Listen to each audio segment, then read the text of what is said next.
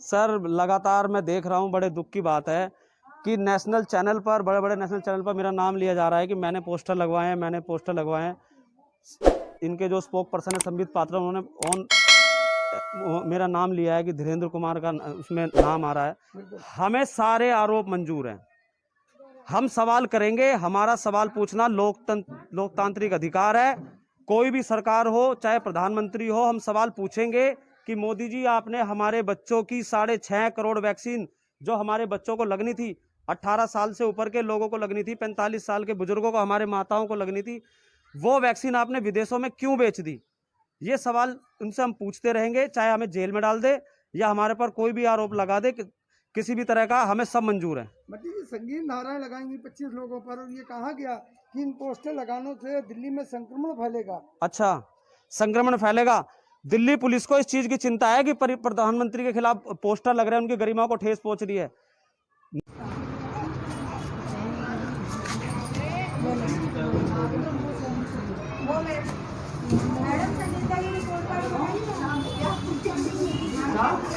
साथियों, कल्याणपुरी वार्ड से निगम पार्षद बंटी गौतम, जैसा कि आप सुन रहे हो, लगातार देखते हो, मैं लगातार कवरेज दिखाता हूँ कि ये किस तरह से समाज सेवा में गिरी है, किस तरह से और निगम पार्षदों की तुलना में इनका कार्य शैली जो है अलग से देखने में आती है। हर प्रकार की कार्यशैली, चाहे वो कूड़े उठाने की कार्यशैली हो, महामारी में कोविड के दौरान सैनिटाइज की कार्रवाई हो, या किसी हॉस्पिटल में किसी को कोई आपदा की कार्रवाई हो, सब में अक्सर रहते हैं बंटी गौतम। गौतम जी, लगातार देख रहा हूँ मैं 2-3 दिन से राशन आप बंटवा रही हैं स्कूलों में, अलग अलग स्कूलों में। आज आपने यहाँ 12 ब्लॉक स्कूल में राशन बंटवाया, तो कितने लोगों को अभी तक आज राशन मिला और क्या क्या दे रहे हैं आप? सर, अभी जो हमने राशन बांटा है 122 के आसपास 4वीं और 5वीं के बच्चे हैं, और ये थोड़े बहुत ही रह गए, यानी कि 100 लोग ले जा चुके हैं अभी। इस राशन में गेहूं है, चावल है, चने की दाल है और एक रिफाइंड का 1 kg का पैकेट है।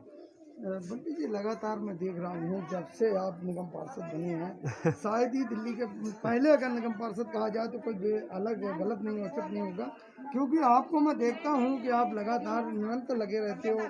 कुछ आपको कोई शौक नहीं देखता हूँ, कभी आपको ये नहीं देखता हूँ कि आप पब्लिक से डर रहे हो।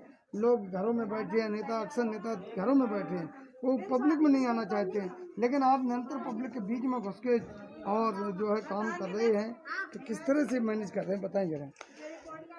देखिए, जो पब्लिक है ना, वो वोट देके इसलिए ही जिताती है कि हमारे यहाँ से, हमारे समाज से कोई उठ के नेता बने, हमारे वोट से जीत के, और वो हमारे सुख दुख में काम आए। ना कि इस महामारी में बहुत से लोग डर के अपने घरों में बैठे हुए हैं, बहुत से नेता, बड़े बड़े नेता, कि कहीं उनको लोगों के बीच में आके कहीं वो कोरोना पीड़ित ना हो जाए, संक्रमित ना हो जाए। लेकिन देखिए, मैं तो कल्याणपुरी का बेटा हूँ, 8 साल से लोगों के बीच में मेहनत कर रहा हूँ, तो निरंतर अब 8 महीने हैं मेरे पास। जब मैं 8 साल नहीं रुका तो 8 महीने में क्या रुकूंगा? मैं लगातार लोगों के बीच में रहता हूँ, सुख हो, दुख हो, हारी बीमारी हो, और लगातार प्रयास अब बनने के बाद ये रहता है कि ज़्यादा से ज़्यादा लोगों का फायदा हो सके, मेरे वार्ड के लोगों का। बंटी जी, राशन आप वितरण आप करवा रही हैं, हाँ। तो ये दिल्ली सरकार की तरफ से है या नहीं अपनी?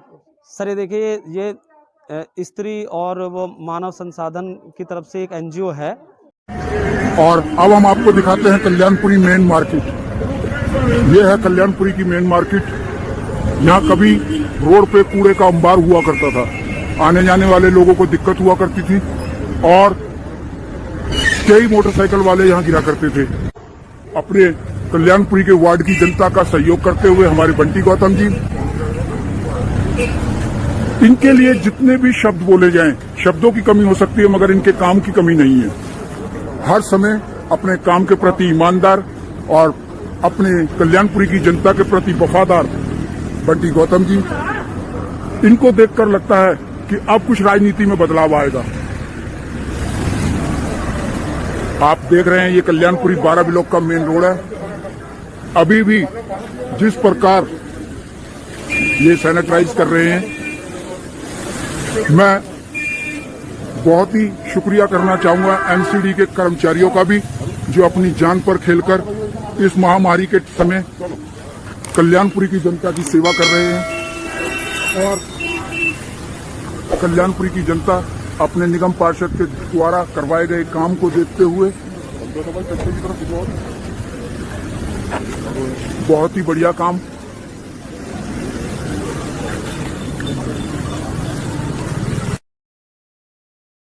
इसी प्रकार हमारे बंटी गौतम जी पब्लिक के बीच में इस महामारी के टाइम में भी पब्लिक की सुरक्षा के लिए, पब्लिक को सुरक्षित रखने के लिए, अपने एरिया की सुरक्षित रखने के लिए आज भी गली गली घूमकर, रोड रोड घूमकर अपने कार्यकर्ताओं के साथ में पब्लिक सैनिटाइज करते हुए, हर घर को सुरक्षित करते हुए अपनी जिम्मेवारी निभाते हुए हमारे बंटी गौतम भाई, जिन्होंने राजनीति का इतिहास बदला है।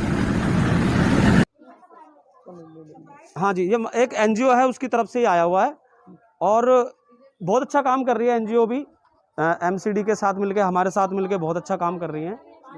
तो और लोगों को भी आगे आना चाहिए, क्योंकि लॉकडाउन को अब करीब करीब 1.5 महीना होने जा रहा है। लोगों के घर में राशन नहीं है और हमारे माननीय मुख्यमंत्री जी तो हमारे मसीहा हैं दिल्ली वालों के, जो डबल राशन अब चालू हो गया बंटना दुकानों पर भी। और जिनका राशन कार्ड नहीं है उनको भी हम अपने ऑफिस में कल से बना के देंगे कूपन, उनको भी राशन मिलेगा। और यहाँ पर तो राशन मिल ही रहा है एनजीओ की तरफ से। लेकिन बीजेपी तो आरोप लगा रही है कि हमारा राशन है और दिल्ली सरकार अपने नाम से बांट रही है, आप क्या कहेंगे? सर देखिए, अगर उनका राशन है तो वो राज्यों में क्यों नहीं बंटवाते? हमारे 1 नंबर के स्कूल में, 2 नंबर के स्कूल में पका हुआ भोजन भी मिल रहा है, और किसी राज्य में क्यों नहीं मिल रहा है जी? और किसी राज्य में 5-5 हज़ार रुपये विधवाओं को, विकलांगों को और बुजुर्ग लोगों को पेंशन क्यों नहीं मिल रही?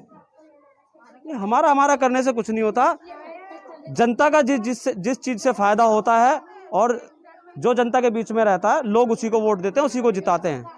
और बंटी जी, वैक्सीन का सवाल है, वैक्सीन लगानी शुरू करी थी, हाँ जी, अब बंद हो गया। अब लोगों को बहुत ज्यादा दिक्कत हो रही है। स्कूलों में मैं गया, वहाँ वैक्सीन पंजीकरण नहीं हो रहा, पंजीकरण हो रहा तो वैक्सीन नहीं है, क्या कहेंगे आप? सर देखिए, वैक्सीन लगेगी कहाँ से? वैक्सीन अरेंज कराना केंद्र सरकार का काम है।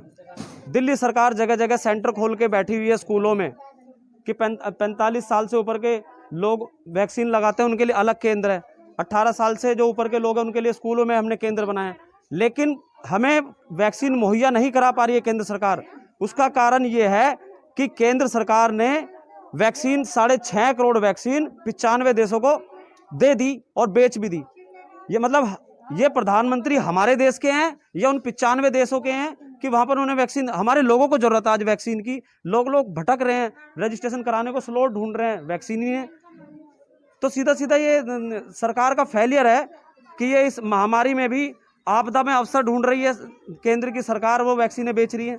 बंटी जी, आप पर बहुत एक संगीन आरोप लगाया गया है कि आपने जो है मोदी ने वैक्सीन जो है बच्चों की वैक्सीन कहाँ भेज दी है? हमारे बच्चों की, हाँ, हमारे बच्चों की वैक्सीन कहाँ भेज दी? बहुत संगीन आरोप आप पे लगाया। ये कहा जा रहा है कि बंटी गौतम ने पोस्टर और बैनर लगवा दिए मोदी के खिलाफ और 25 लोग दिल्ली से अभी तक FIR हो चुकी, गिरफ्तार हो चुके हैं, कई जमानत में छूट गए और बड़ा संगीन आरोप लग रहा है।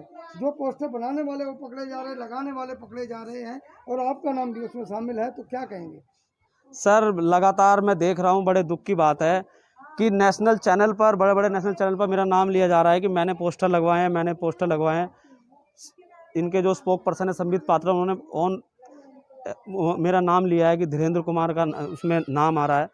हमें सारे आरोप मंजूर हैं, हम सवाल करेंगे। हमारा सवाल पूछना लोकतांत्रिक अधिकार है।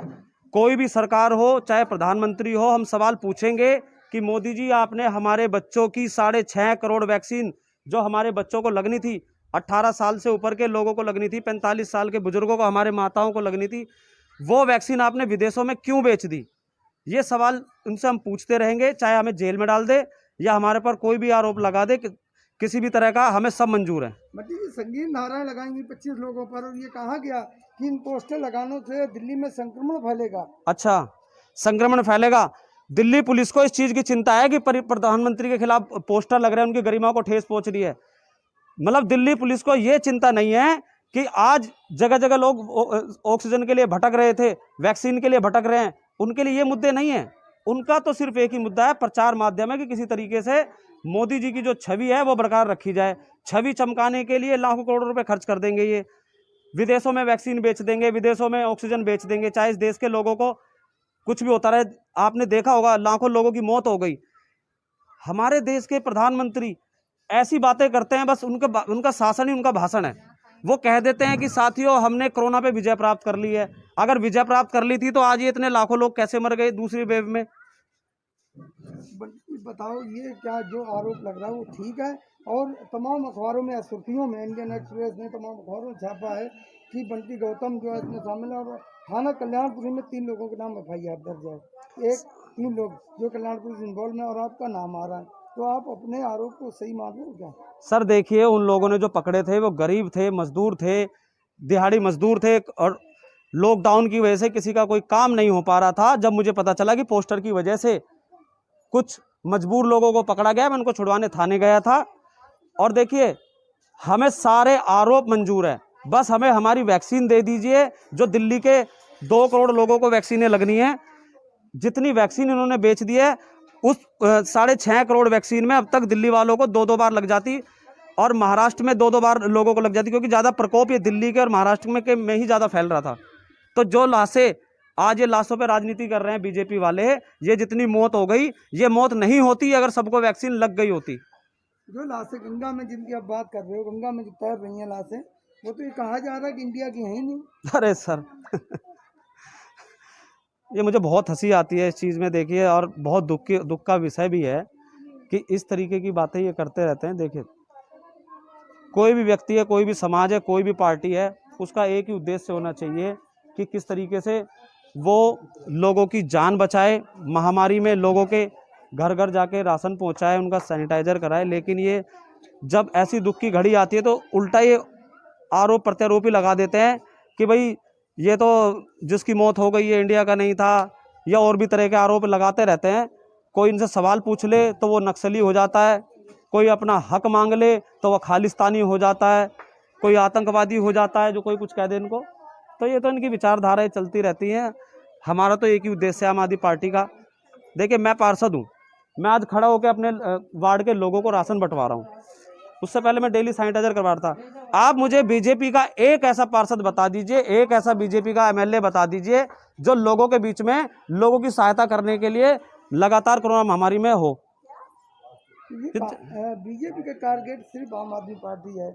ये बीजेपी चाहती है कि जिस तरह से उन्होंने कांग्रेस को एक लिया है अपना टारगेट बनाया, उसी तरह आम आदमी पार्टी को आज टारगेट बनाया जा रहा है। क्या लगता है आपको? सर बनाए, हमें टारगेट बनाए ना। हम तो कह रहे हैं लोग हमें ऐसे जिताते रहेंगे, हमें टारगेट बनाते रहेंगे।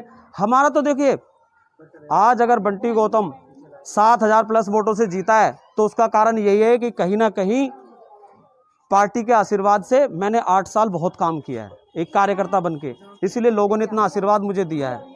ये एलिगेशन लगाते रहे, हमारा तो एक ही काम है लोगों के बीच में रह के उनके लिए किस तरीके से सहूलियत हो सके, उनका बेनिफिट हो सके, हमारी सरकार की जो योजनाएं हैं घर घर जाके लोगों तक पहुंचा सके। तो मैं चाहूँगा बंटी जी, एक बार आप जो अपने क्षेत्रवासी हैं, खासकर आपके कल्याणपुरी वार्ड के, उन लोगों के लिए क्या संदेश देंगे इस महामारी के दौरान?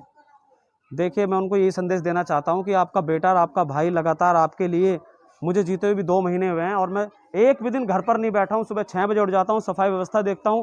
उसी का कारण है कि मेरे क्षेत्र में आज इतनी साफ सफाई है, कहीं भी कूड़ा नहीं है।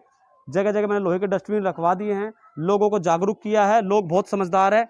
और मैं उनसे आह्वान करता हूँ उनसे इस महामारी में कि वो लॉकडाउन का पालन करें, अपने घर पर रहें, मास्क पहने और कूड़ा यहाँ वहाँ ना फेंक के जो मैंने लोहे के डस्टबिन रखवाए उनमें डालें।